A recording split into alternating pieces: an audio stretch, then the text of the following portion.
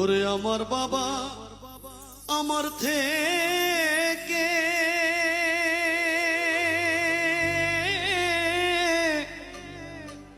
মাত্র 2 হাত দূরে থাকে রে,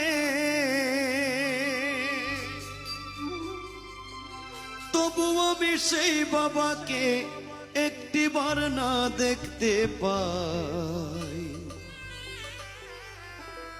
এমন দেশে থাকে বাবা দেখার সাধ্য নাই গো, এমন দেশে থাকে বাবা দেখার সুযোগ নাই।